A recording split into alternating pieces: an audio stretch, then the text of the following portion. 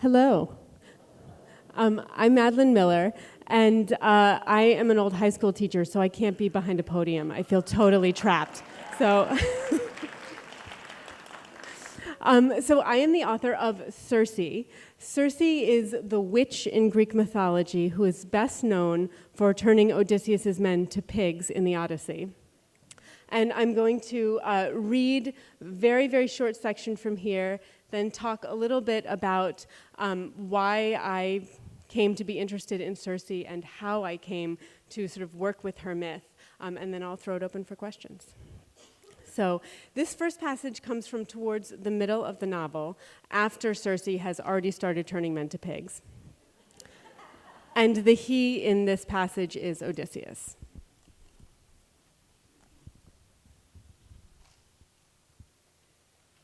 He asked me once, "Why pigs?"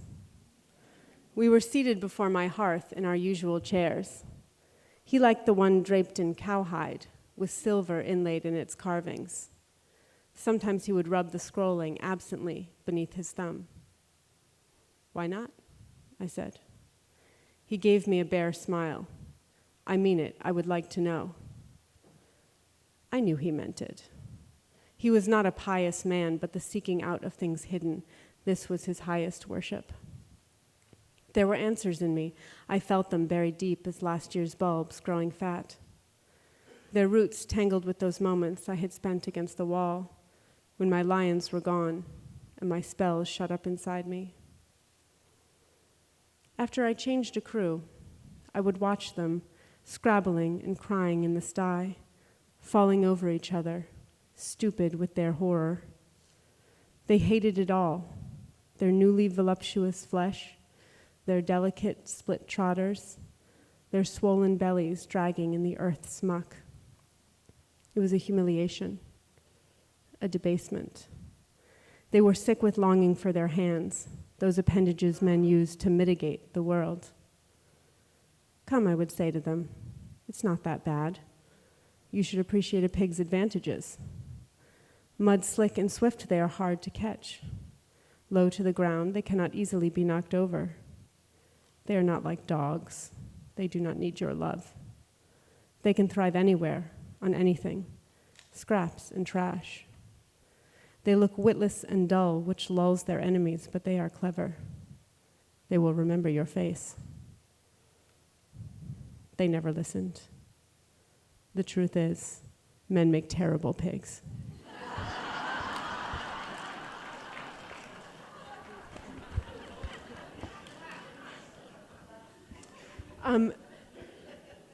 So my relationship to the Greek myths and to Homer in particular goes back actually quite a long way into my past.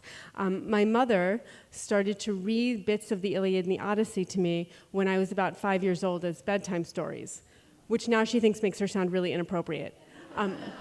But she knew her daughter, and I absolutely loved it. And I have a memory of her reading the first line of the Iliad to me, which goes, "Sing, goddess, of the destructive rage of Achilles."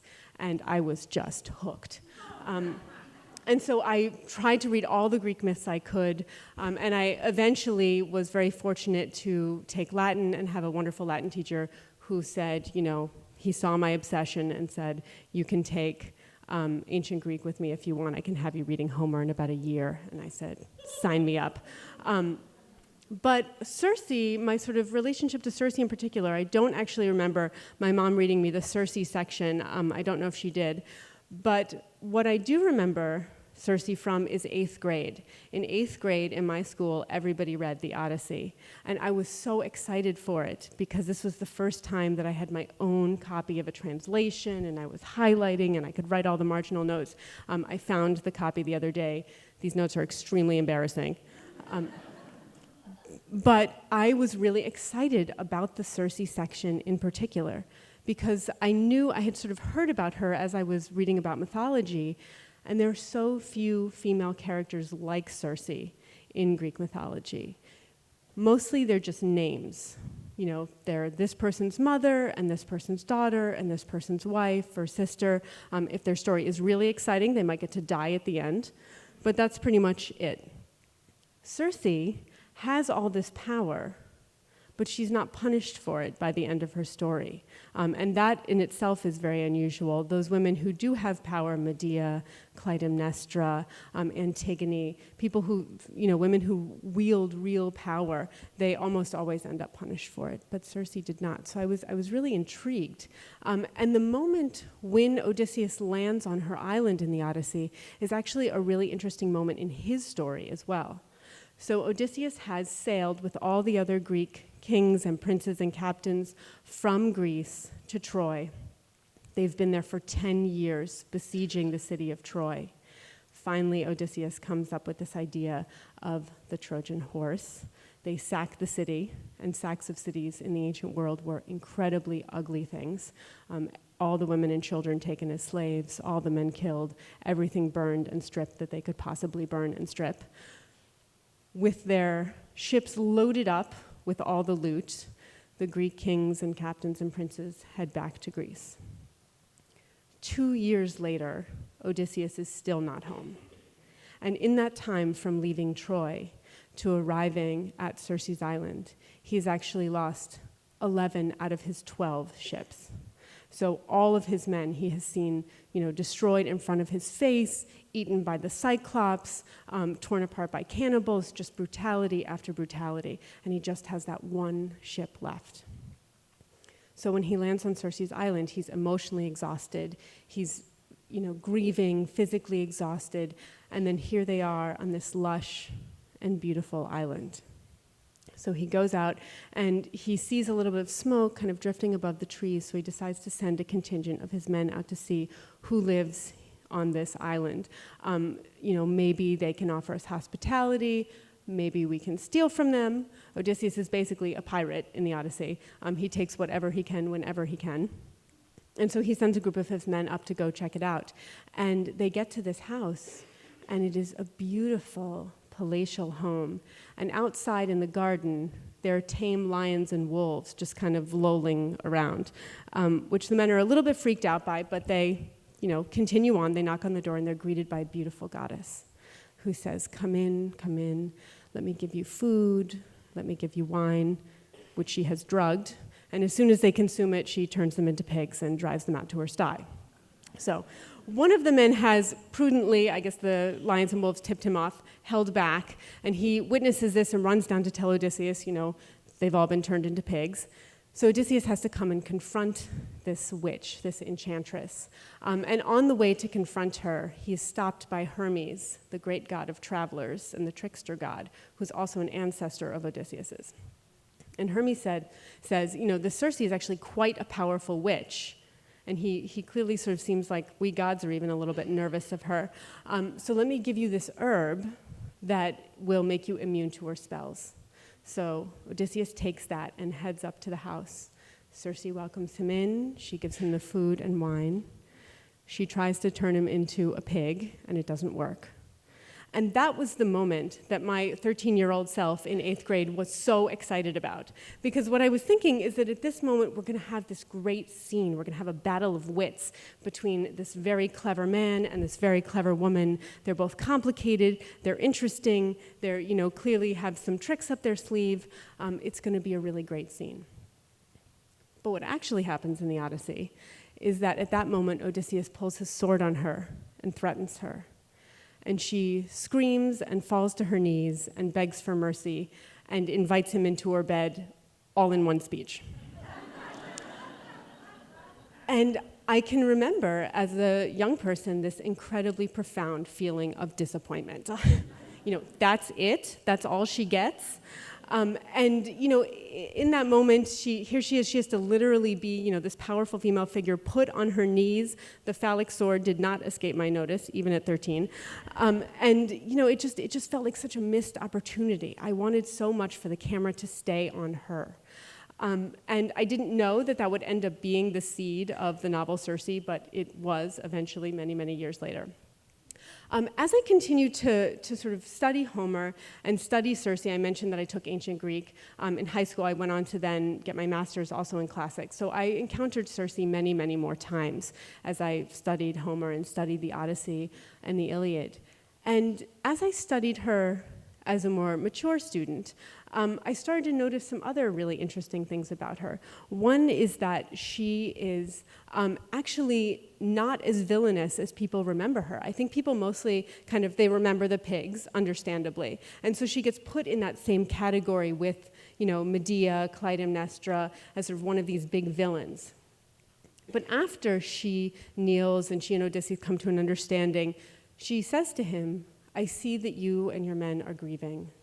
Stay on this island as long as you need to and heal." And he takes her up on it. He stays for an entire year with his men. She transforms them back into men from pigs, and she actually makes them younger and more fabulous than they were before. And, in that year, she hosts them in sort of the high divine style. And at the end of that year, Odysseus actually does not want to leave. It's the only place on his journey home that he does not want to leave.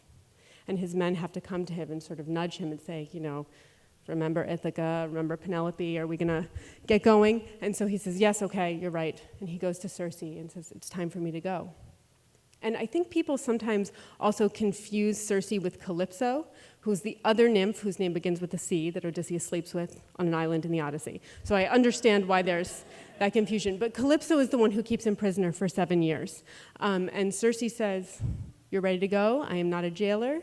Here's what you need." And she gives him all the supplies that he might need and incredibly good advice. One of the things he has to do is he has to go consult a dead prophet and call his spirit out of the underworld. And so she is literally giving him the dimensions of the pit he has to dig and the libations to pour in. So incredibly specific, witchy knowledge that he really couldn't get anywhere else.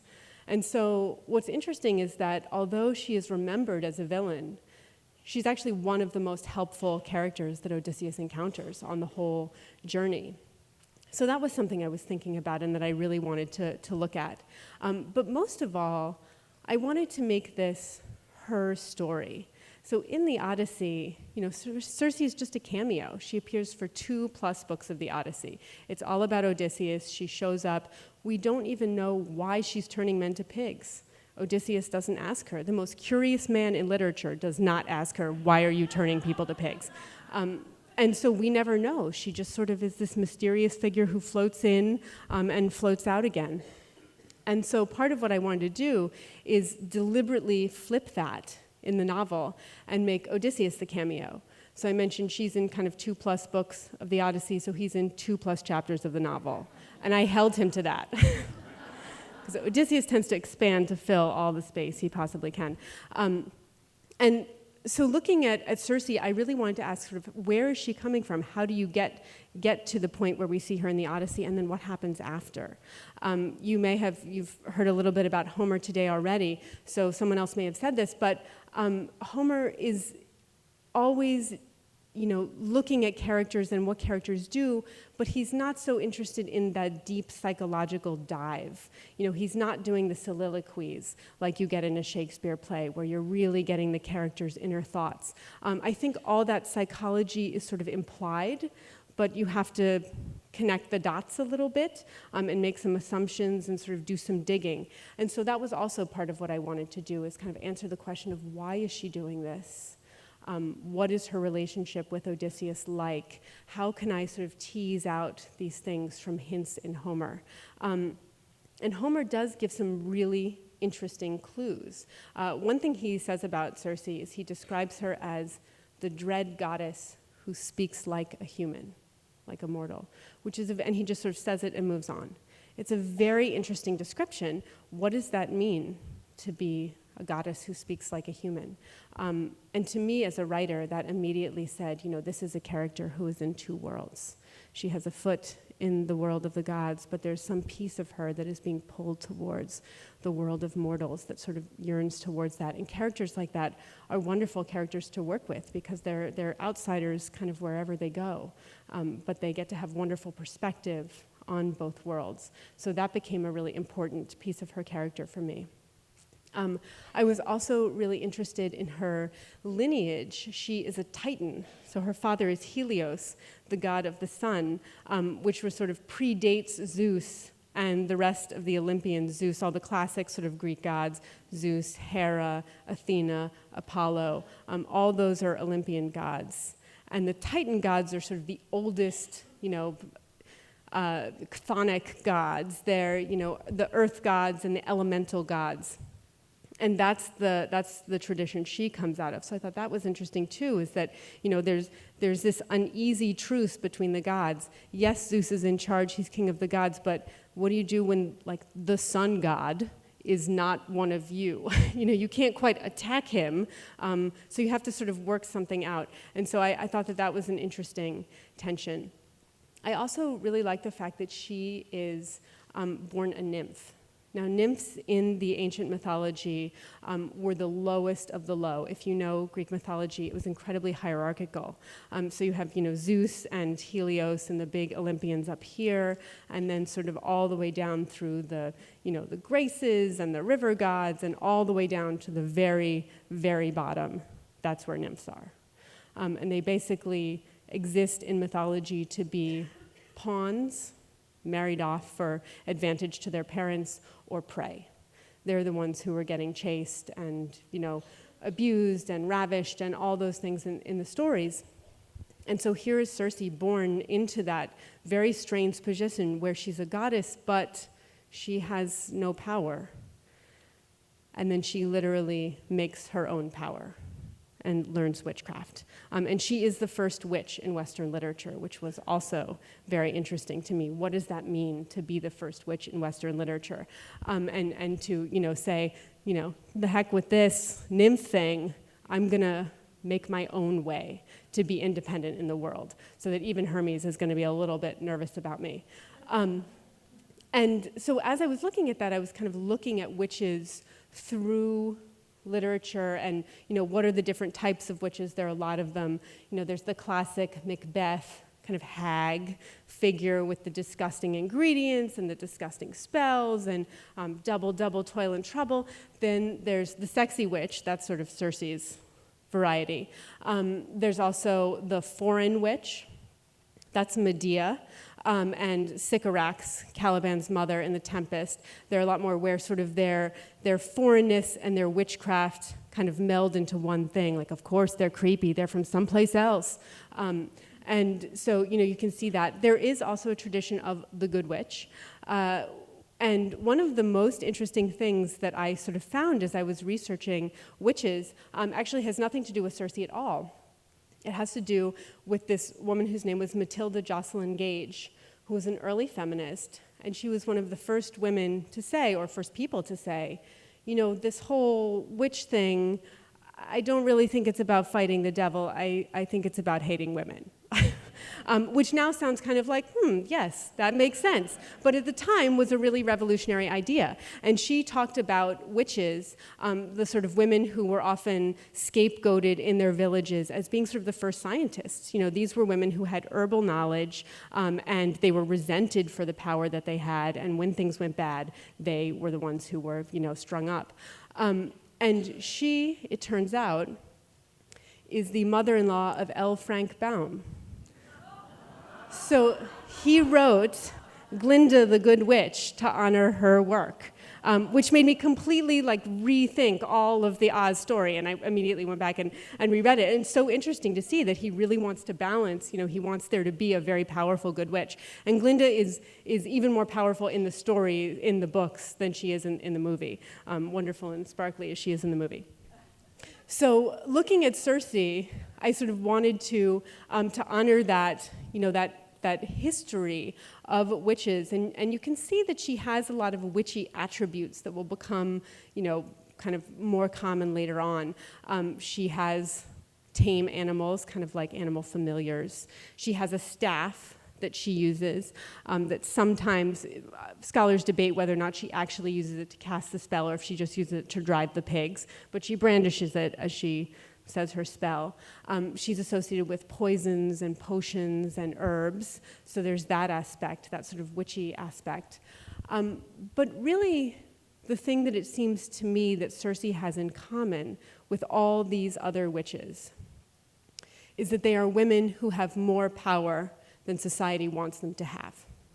They have an amount of power that make that makes society and particularly men around them uncomfortable. And you can really see that in the Odyssey, that Circe is sort of the incarnation of male anxiety about female power. If women have power, men are getting turned into pigs. This is what happens.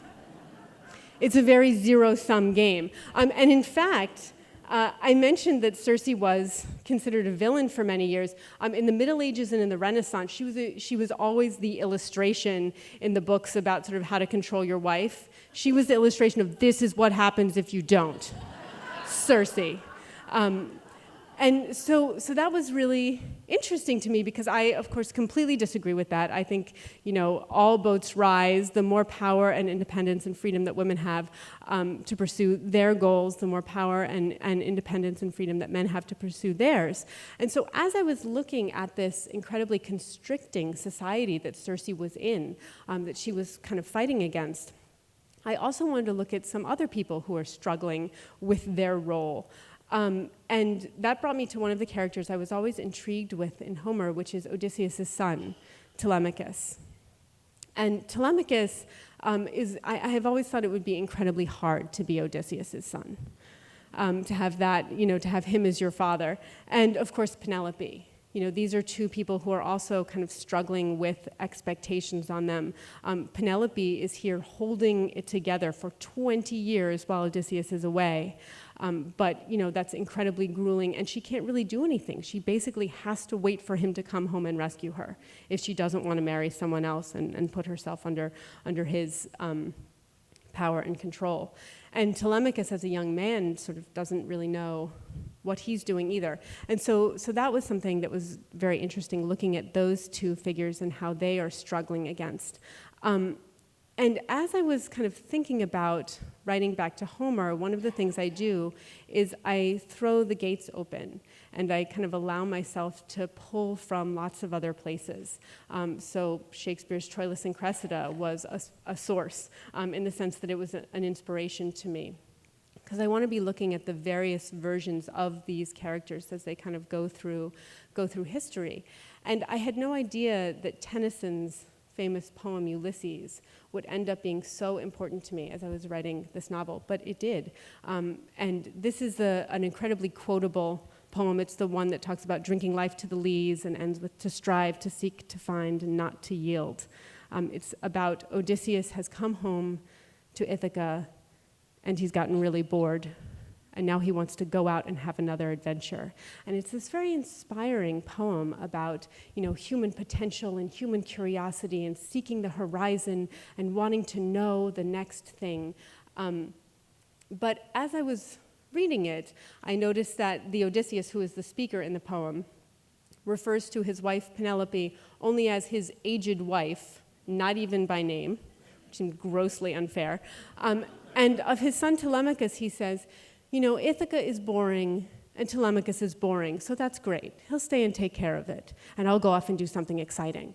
And what I kept thinking was, wow, that person would be really difficult to live with. And so that poem ended up really informing some of my thoughts about Odysseus and Telemachus and Penelope as well. So going back to Homer for a minute, I just want to give one more kind of inspiration that I was drawing from. And with this novel, it was interesting. With Song of Achilles, when I started writing about Homer, I was very anxious because I came from a classical background, and I was terrified that my professors would find out that I was writing about this and that they would be angry at me and the classics police would come and arrest me, and that, this was blasphemy, what I was doing. And by the time I got to Circe, I actually liked the pushback against Homer and sort of to reclaim this story. And that felt particularly appropriate for Circe because the Circe episode is narrated by Odysseus himself. It's a story he's telling to someone else to, theoretically impress them and make them think well of him. And when you look at it in that light, you realize it is an incredibly self-serving story. I showed up on this island. There was this terrifying witch who can turn men into pigs. I vanquished her, and then she really wanted to sleep with me. And then, it's the story about him being having his legend burnished by, this association with a beautiful goddess, and also his own power. And I thought, wow, there's so much opportunity there to imagine this from her side. And so at every moment, I kind of tried to make that transformation. One of the descriptions that Homer gives to Circe is he describes her as having, fancy hair, beautifully dressed hair. And that this is one of the things about her that makes her so fabulous, is it's part of her beauty and her charm.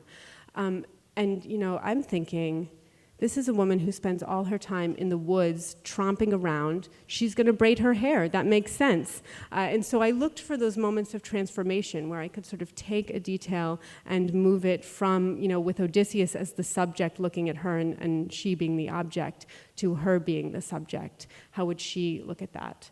And so, throughout the whole story, I tried to do that, but Homer only covers that very short period of her. And so I knew I was going to have to look to some other myths to kind of fill in the gaps. And there are a few other myths about Circe out there that are not referenced in Homer. And it turns out she is related to a ton of really interesting people. So I mentioned that her father is Helios and that she's a Titan. That means she's related to Prometheus and a whole host of other very interesting divinities. But her brother is King Aeetes, whose daughter is Medea, so she's Medea's aunt. So I knew, I wanted to have a meeting between the two great witches of ancient literature, aunt and niece. And then her sister is the mother of the Minotaur, which also was really interesting, which provided a wonderful opportunity. And I will tell you that, if you have the opportunity as a novelist to write a Minotaur birth scene, I think you are obligated to take it. So I did.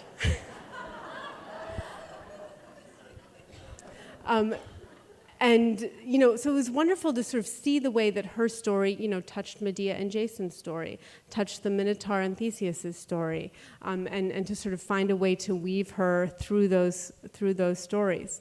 I mentioned the birth in particular, and that was the kind of the last thing I was thinking about, which is that the Odyssey and the Iliad, these are both epic poems, and they concern epic ideas. They're concerned with war, fate, patrimony, vengeance, things that were all traditionally male and had traditionally male protagonists. There are a few interesting female characters who show up: Penelope, Achilles' mother, Thetis in the Iliad. But basically, male characters dominate, and it's about these things that are very male.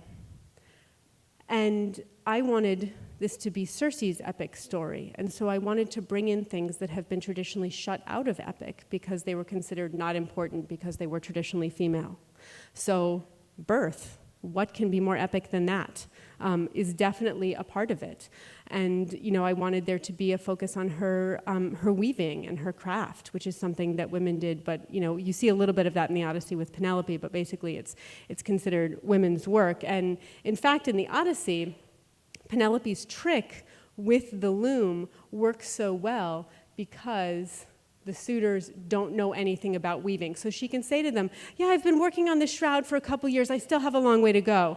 And they don't know. They have no idea because they have no idea how long it takes to weave a shroud. And so she can make that trick work. She has to be, it's one of her maids that ends up, telling on her and busting her on that. So bringing in sort of the traditionally female world, but giving it the scope of epic. So bringing in the monsters and the gods and the big wide story, and allowing Circe to make the kinds of terrible mistakes that Odysseus and Achilles both make. And I think that's partially why we love these characters, is because they are so flawed. It goes right back to sing goddess of the destructive rage of Achilles. We call them Greek heroes, but that word doesn't mean the same thing to us as it did to the ancient Greeks. When we say hero today, we really mean someone who's a moral exemplar. But the ancient Greeks just meant someone who was larger than life, someone who had huge faults and also huge strengths, and made terrible mistakes, and more often than not rained down destruction on the people around them. So I always wanted to be allowing that sort of epic scope. I'm going to pause there and turn it over to questions if people have any. Thank you.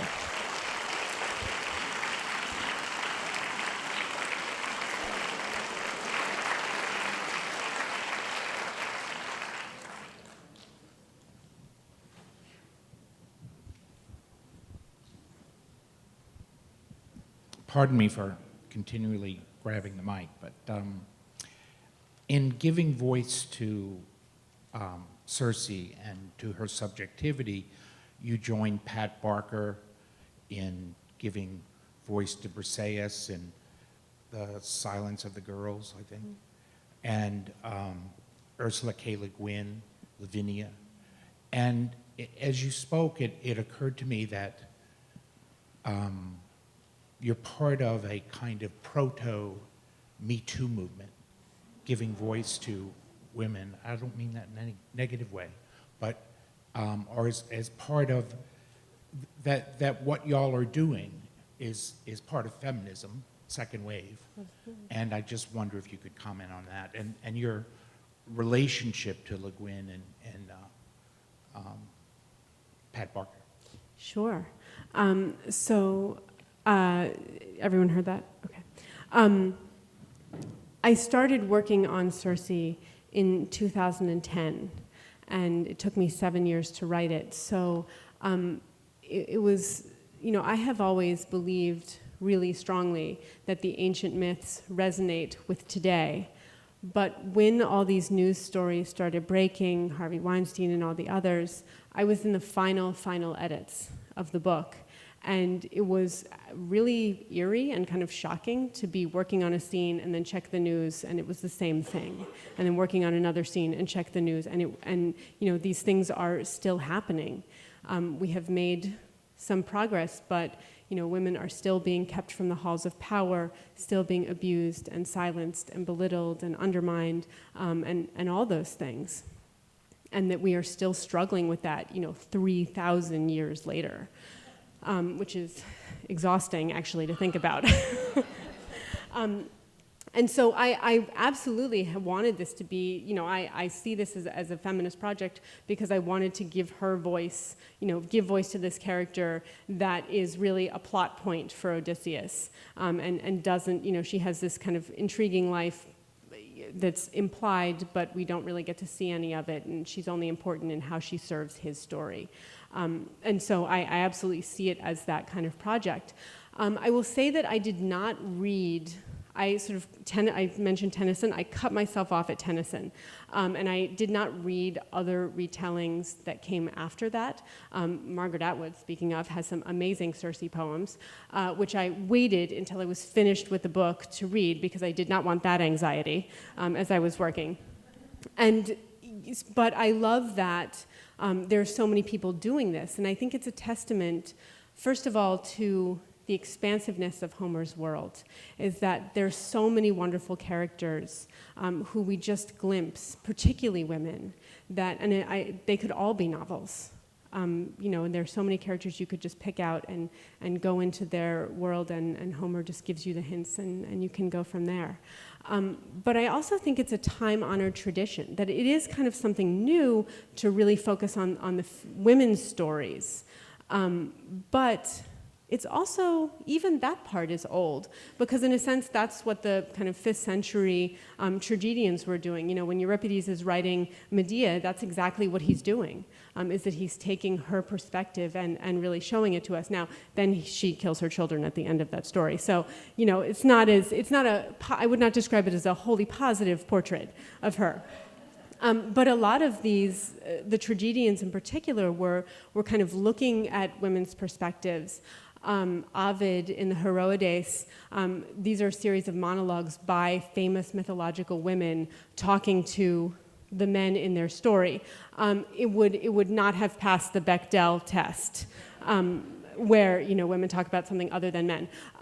But so there is that that exists, the part of it that is different is that women are writing these stories, because all those versions that were told from female perspectives were still being written by male authors. And so that's the thing that's new that I'm really excited about, is there are all these new voices who are coming in to speak from these side characters.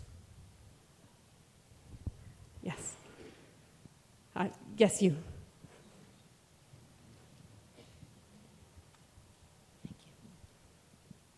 I really enjoyed your talk, both the content and the spirit, and I can't wait to read your book. But I was hoping you could resolve a question for me related to Medea. Believe I once read in Savvy magazine that Euripides' original play had Jason killing the children, not Medea, and that the Athenian fathers found that offensive and had it rewritten. It is certainly true that Euripides is the one who pioneered that version of the story where she kills her children. That came from that play. I'm not surprised if that story is true. I haven't heard that story about there. It's hard to know whether or not. There are a lot of legends about how these things came to be, that we're not sure about because they've grown up over so many years. The legend about how Virgil kept bees. He was a beekeeper. I love that story. I really hope Virgil was a beekeeper, but I have no idea if that's historical at all. So it's hard to know with something like that whether or not that is coming out of a tradition that is sort of myth-making about the history of the literature or not. So I don't know about that, but I do know, as you say, that he pioneered the idea of Medea killing her children.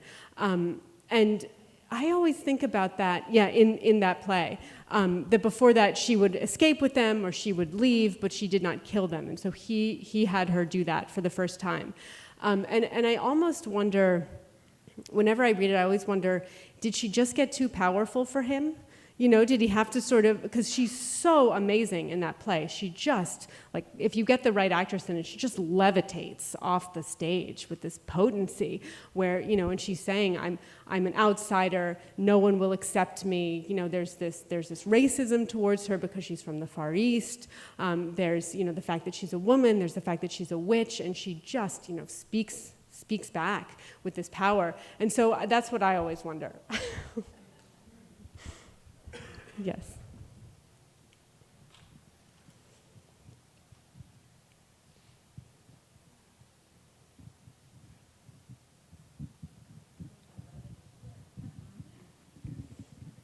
Hi. Okay, so I think you did say that Circe is the first witch to appear in the Western tradition? That's right. Okay, so that's fascinating. I never knew this before. And so of course, now I'm super curious about whether you looked into any other narrative traditions outside of, in other socio-cultural contexts.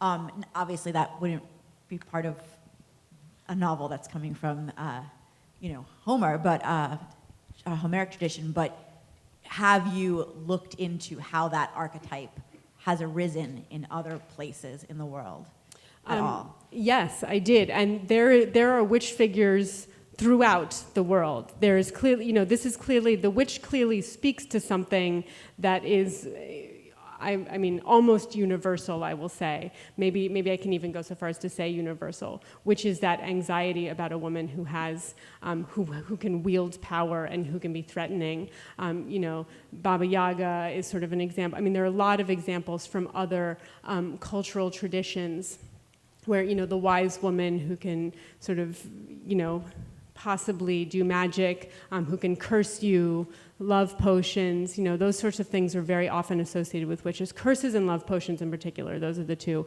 And birth, sort of anything about sort of women's courses or women's, health.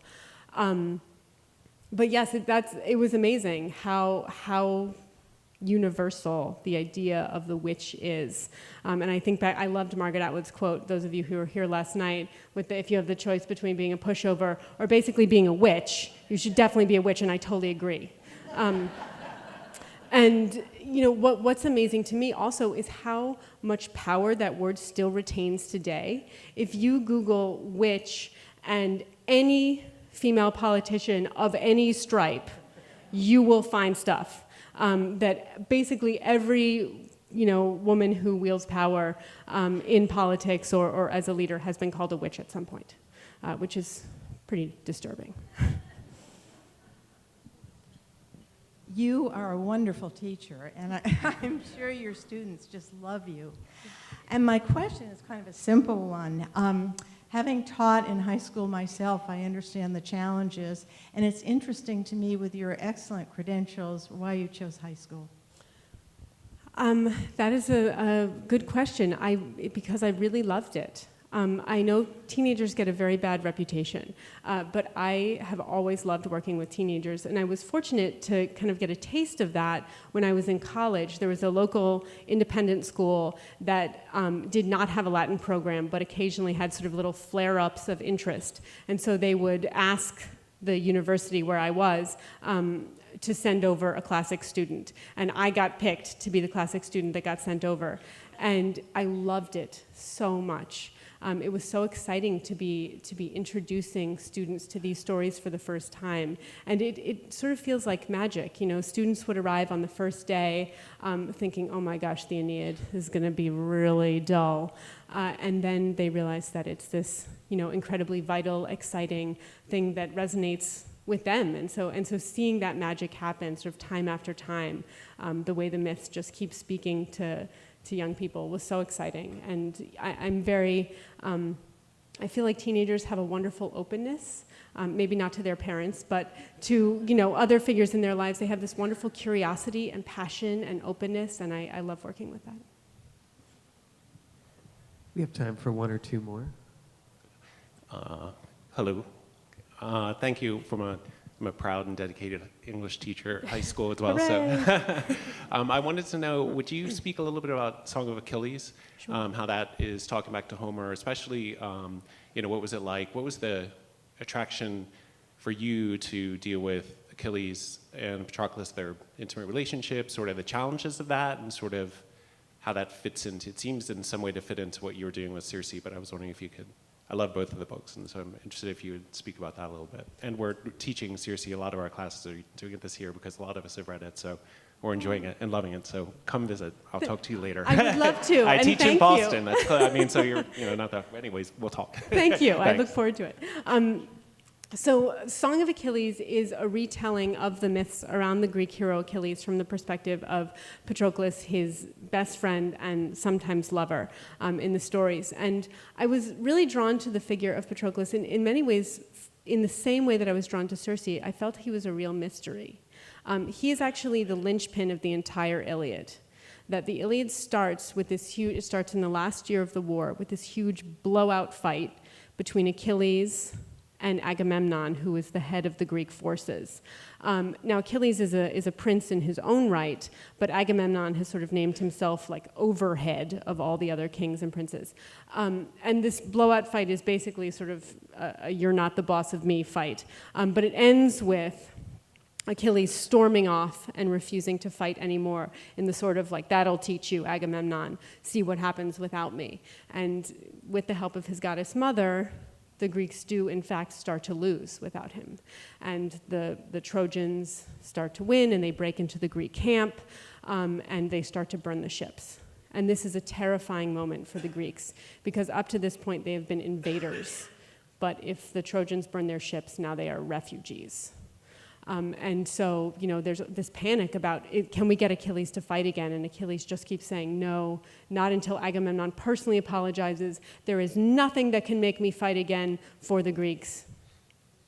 And then sort of into this moment steps this figure, Patroclus, who we have seen in the background. And he's in the scenes with Achilles. He's always there. Homer calls him the most beloved companion of Achilles. But we don't really see very much of him. And then he steps in and he says, let me go. I'll wear your armor, and I'll go out and just scare the Trojans away, and then, you will keep your promise, but we'll save the Greeks. And Achilles agrees to this. So Patroclus goes out in Achilles' armor, and it works. The Trojans see, uh-oh, Achilles is fighting again, let's get out of here. And they head back to Troy, and Patroclus is sort of so jazzed with adrenaline that this has worked that he throws himself at the walls of Troy and starts climbing them.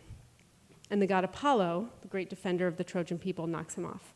And again, sort of in this like fury, battle fury, Patroclus jumps on again, and Apollo knocks him off again, and this time he knocks off his helmet, so that it's revealed that he is in fact not Achilles, but Patroclus. The Trojans rush him, and he is killed. He's stabbed a bunch of times, but he's finally stabbed by Hector, the great Trojan prince. And there's sort of a fight over the body, and his body is brought to Achilles. And it was really that moment in the story. By the way, that's all huge spoilers, but it is 3,000 years old, so. His body is brought to Achilles, and Achilles' reaction is it's like a bomb goes off. The Iliad is filled with death and grief, but Achilles' grief is like nothing else. It's this explosive, overwhelming response, and his first thought is to kill himself, which the other Greeks prevent him, and then immediately he just wants to go out and fight and just, deal with his grief by turning it into rage against the Trojans. And it's, he's been saying, nothing will make me fight. The most important thing is my reputation. Nothing will make me fight. As soon as Patroclus is dead, that is gone. It turns out there is something more important to him than, getting one over on Agamemnon and his reputation. And it's this man. And so that was what was so interesting. Why? Homer shows us the end of their story, but what does the beginning look like? How do you get to that moment? And there's some other really interesting clues, just like with Circe, that show Patroclus as being a very interesting figure. Achilles is not the only one who mourns over him. He's also mourned by Briseis, who is a slave woman who is sort of part of the reason Achilles and Agamemnon are arguing in that first scene. And as she grieves over his body, she says, "You were always gentle," which is a really shocking word for an ancient Greek hero. You were strong, you were brave, you took a lot of gold, you killed a lot of monsters, but you were always gentle. And so that really jumped out too. That Patroclus is not only this key figure to Achilles' emotional well-being, but also there's this strange gentleness to him. And so it was that really. It was sort of wanting to bring out these hidden aspects of the character and to kind of tell the beginning to the story. Thank you all so much.